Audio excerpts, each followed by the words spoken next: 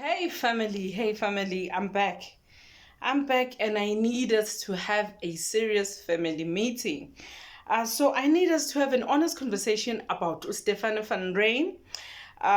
He's a father, he's a brother, he's a convicted trafficker, and now the center stage in the Joshlin Smith case. The courtroom didn't even flinch when they called him a menace to the society. You heard that right. That is what he has been called. The man who told the social worker, I don't care about what happened to Joshlin Smith. That is what he said.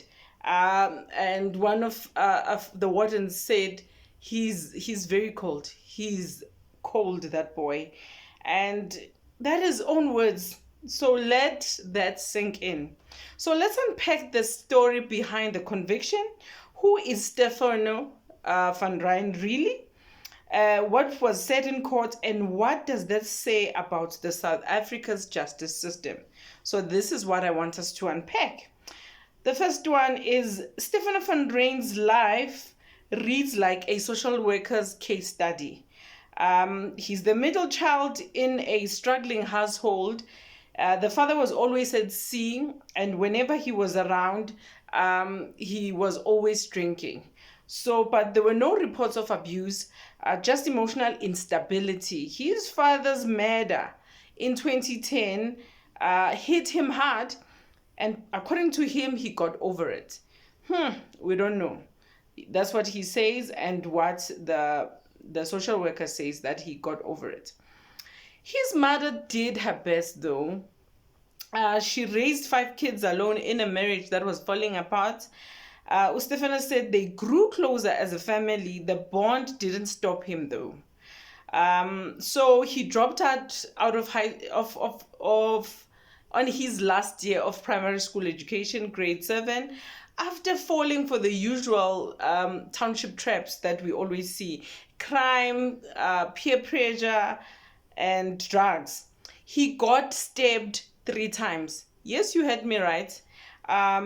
He was also addicted to Mendrax and crystal meth, and started raking convictions like they were Black Friday specials. That's how he was raking them. This guy has robbery 2014 and 2016.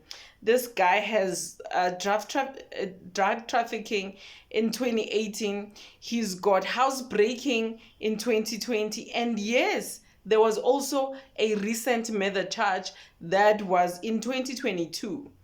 So although he was not found guilty of the murder charge, but the real bombshell is he was found guilty of kidnapping and human trafficking in connection with the 6-year-old Joshlin Smith, the little girl whose body still hasn't been found even now. So let us get to the section 2 of our video, which is the probation officer. The probation officer, Errol Peterson, didn't mince his words. He said Steveno was just not remorseful, but dangerous. He's not only remorseless, but he's also dangerous. That was his exact words. He is clearly a menace to society. That's what he told us.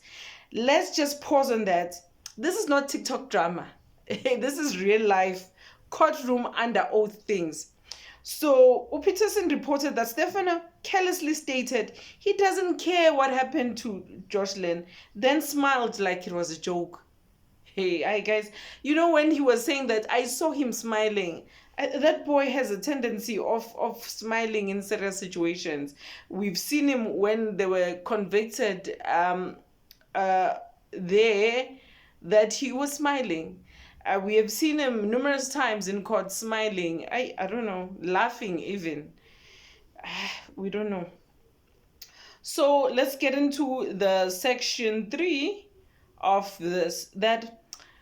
And his lawyer, she tried in saying that he was young, his father, and he was stabbed, and all of those things, addiction to drugs. She tried to ask about those things, and Judge Erasmus said nope, because Steveno didn't just mess up once or twice. He's been on this road for over a decade.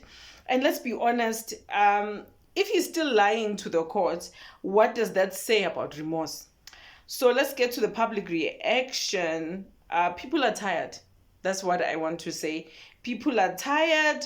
Listen, the streets are not having it. On TikTok, Facebook, YouTube, everywhere, people are saying, this man is a father and still he doesn't care about Joshlin. How do you do that?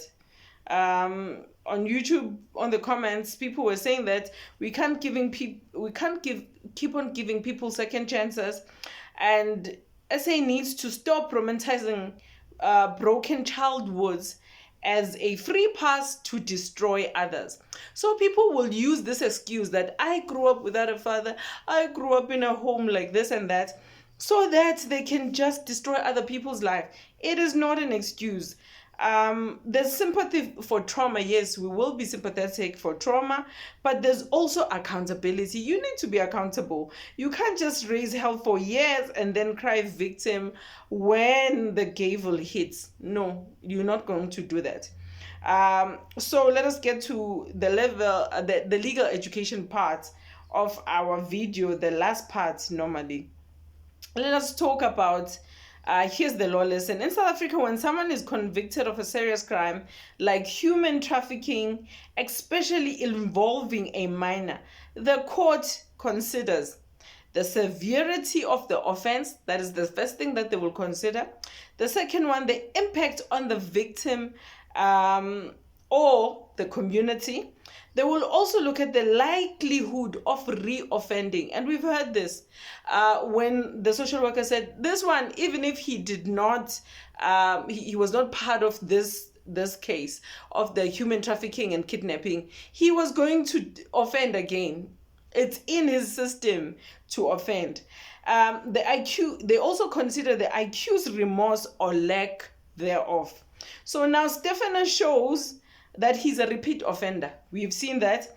And that this isn't, it's not shoplifting. We're not talking about shoplifting here. We are talking about trafficking. He denied his involvement. He blamed everyone. We heard the social worker saying that he blamed the cops. He blamed the judge. He blamed the witnesses. So he just blames everyone besides himself. So, but he never said any word or any compassion for Joshlin. His lack of remorse is a red flag to the legal system. That is a red flag. And courts take that seriously. It means that the person doesn't accept guilt and probably won't change. This is what we've seen when it comes to Steveno van Rhyn. So when the probation officer recommended a custodial sentence, that means jail. We are not taking him to rehab. He's going to jail, and probably he won't change.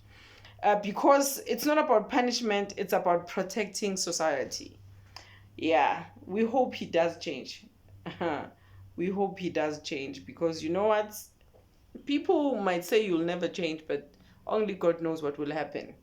So here's what I want to know, family. Do you believe Steveno deserves life in prison?